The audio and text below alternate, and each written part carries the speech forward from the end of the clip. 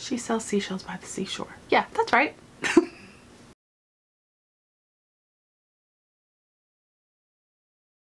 Hello, I'm Rebecca of Pocketful of Poseys. Today's video is a very fun costume that I made. It's my seaside seashell dress. This is part of a really fun April Fool's fabric challenge put together by Opus Eleni and Costume Literate. I will link their channels down below, so you should check them out, as well as the playlist for all of the April Fool's fabric videos. For this project, I used a pattern by Black Snail Patterns, and I'm also very happy to announce that this video is sponsored by Black Snail Patterns. If you follow the link down below, you can get 15% off a purchase from Black Snail Patterns, or use the coupon code Pocketful of Poseys. Thanks again, Black Snail Patterns. So when I was thinking about this project for the April Fool's fabric, I really had been wanting to make this seaside dress. I've had the pattern for a while, and I thought, what if I made a seaside dress in fun seashell material? So that is what I did, and I am so excited to share it with you. So without further ado, let's get to it. Here we go. I got my pieces all cut out and transferred all the marks. Then I pinned my skirt panels together, making sure to leave an opening on the back and gore 3 seam on the right side. This skirt has a front piece, a back piece, and 2 gores on each side. My next step was sewing the skirt panels together.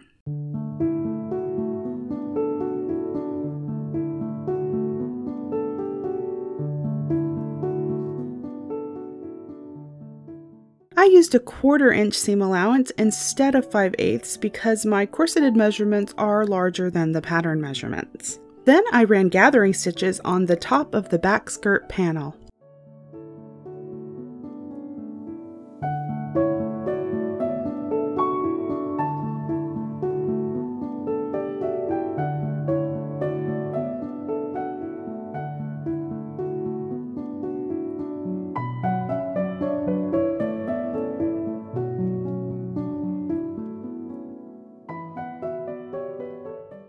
Next, I prepared and sewed the placket.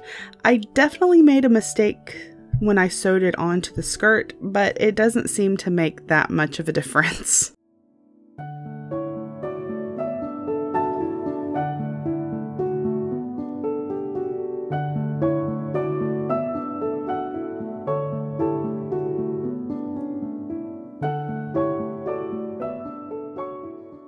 I trimmed the seam allowance of the placket and turned it right side out.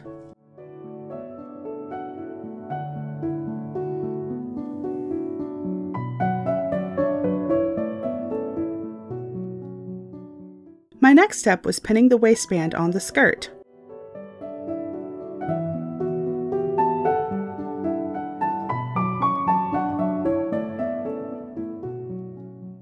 I gathered the back skirt to fit.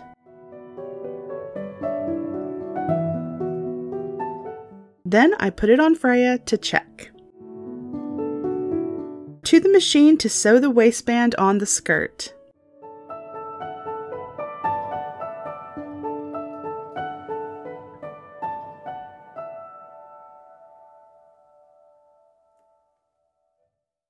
I trimmed the seam allowance and folded the waistband over to the inside to cover the raw edges with Lucius's supervision.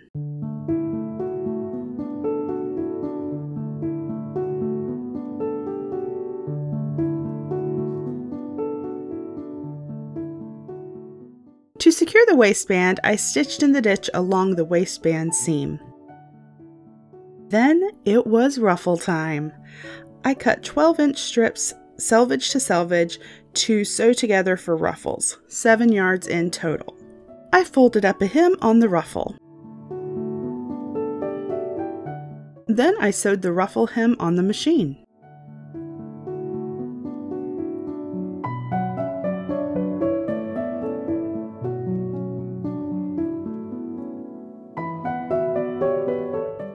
Next, I sewed gathering stitches on each ruffle panel.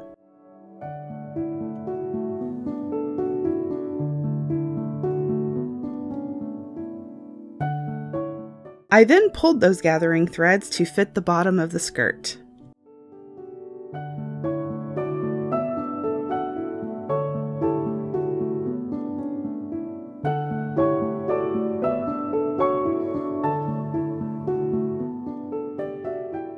I pinned the ruffle in place.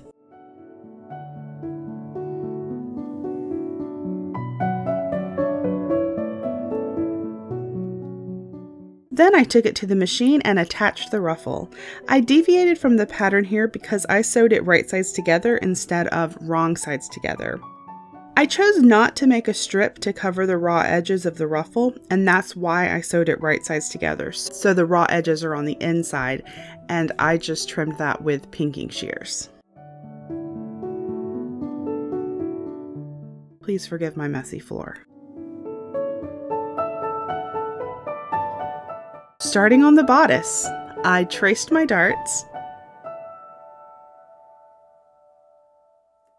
Then I turned the center fronts to the inside and ironed them.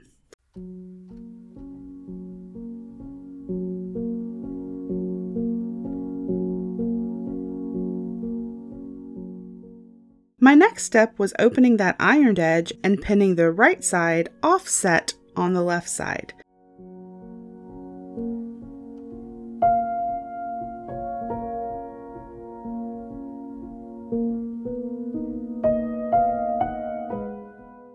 I sewed the bottom of the center front together, and now the right side lays nicely over the left side.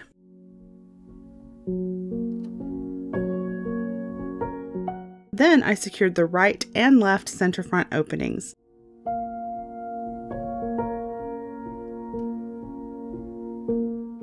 Continuing with the bodice, I pinned and sewed the bodice back to the bodice side backs.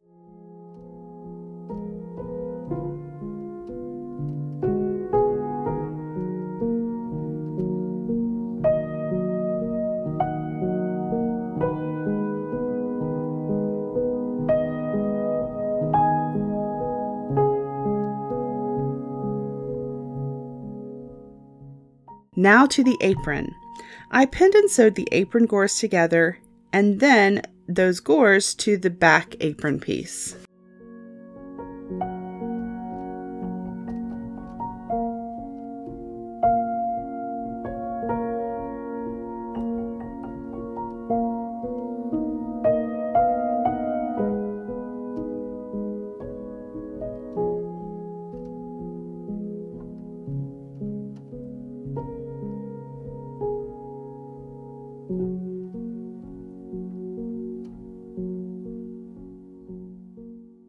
Next, I brought the side back apron seams together and basted them along the seam line.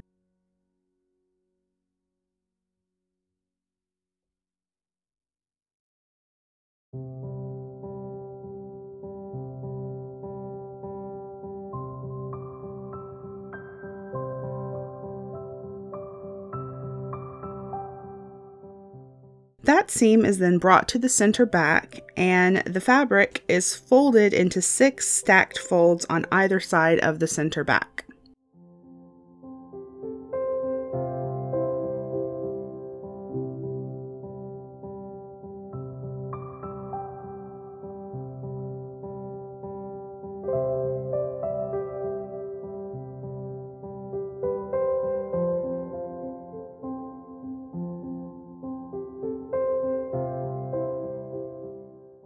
The folds got basted into place.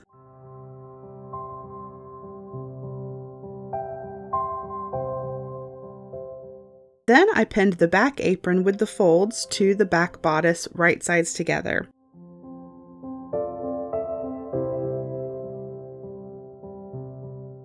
I pinned bias tape on to cover the raw edges of the back seam, where the waist folds are sewn to the back bodice.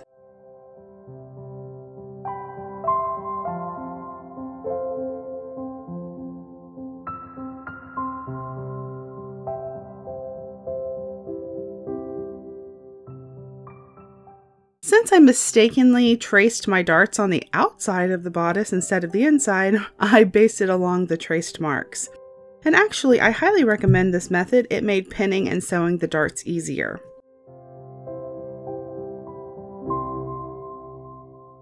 I basted the darts to check fit before sewing.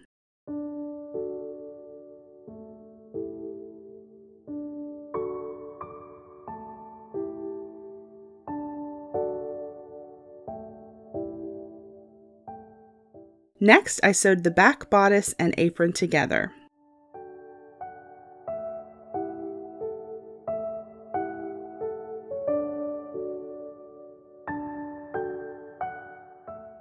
I trimmed the seam allowance and turned the bias tape over to cover the raw edges and sewed it in place.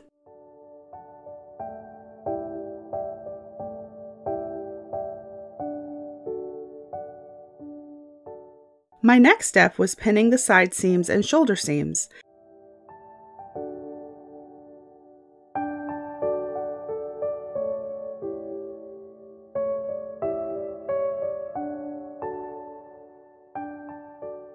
After I sewed them, I trimmed the seam allowance with pinking shears.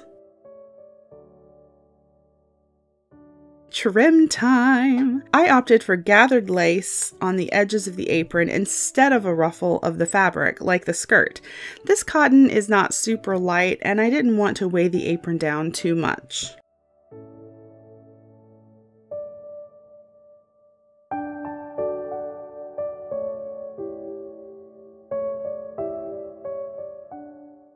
Sleeves! These are two-piece sleeves. I pinned the pieces together, leaving an opening at the wrists.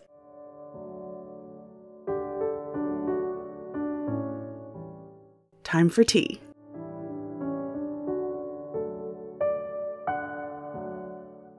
Bustling!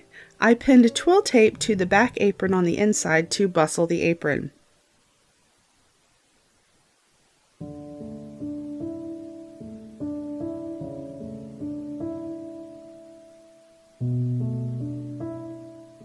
Bustle check time.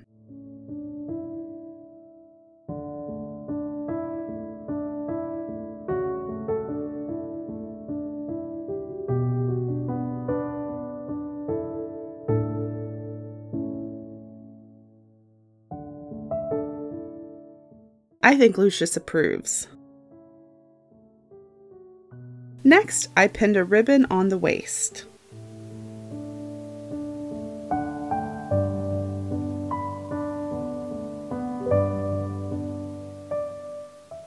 I went to the machine to sew on the lace trim to the apron.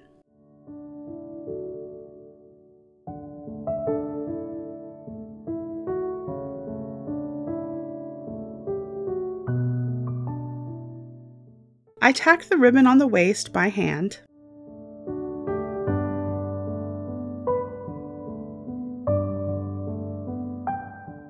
After sewing the sleeve pieces, I turned the openings in to make a narrow hem.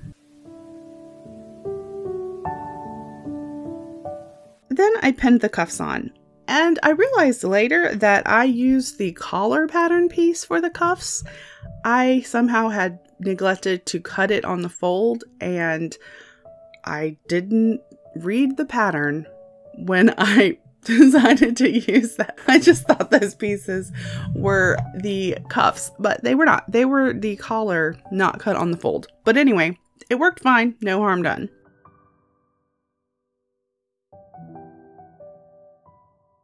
I sewed the cuffs on and turned them to the inside to cover the trimmed raw edges. Next, I used a whip stitch to secure the cuffs to the inside.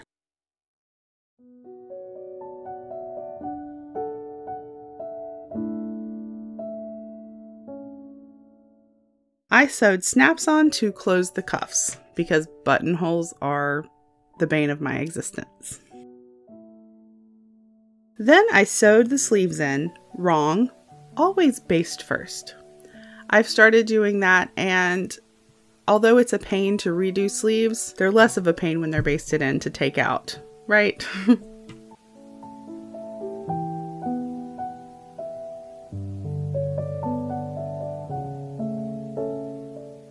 I next pinned the collar on.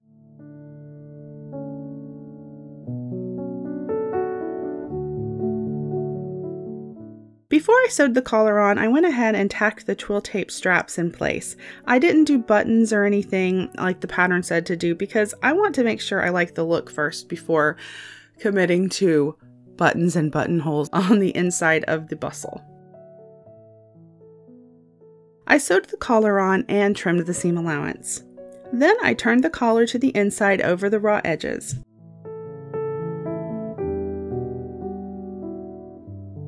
I used a whip stitch to sew the collar in place on the inside.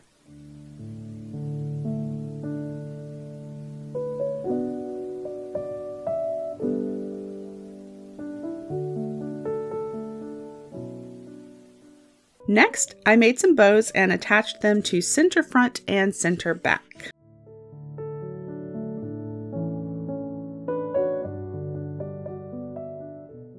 For closures, I used hooks and eyes. I planned on making fabric covered buttons but didn't have the size I wanted, so this is a good way to close it temporarily and still be able to wear it. I added some decorative buttons. They're wooden buttons and they're a green color. They look okay, but I definitely think I will switch them for fabric covered buttons in the future. And then it was complete. I really enjoyed this whimsical project.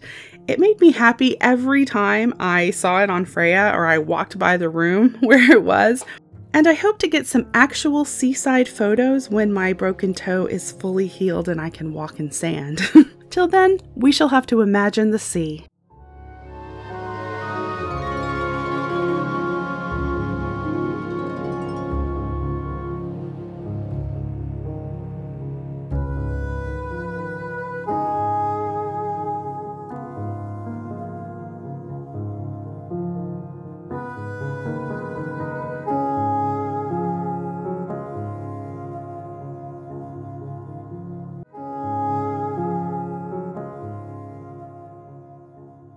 Thank you so much for watching. I really appreciate you spending your time with me. Thanks again to Black Snail Patterns for sponsoring this video.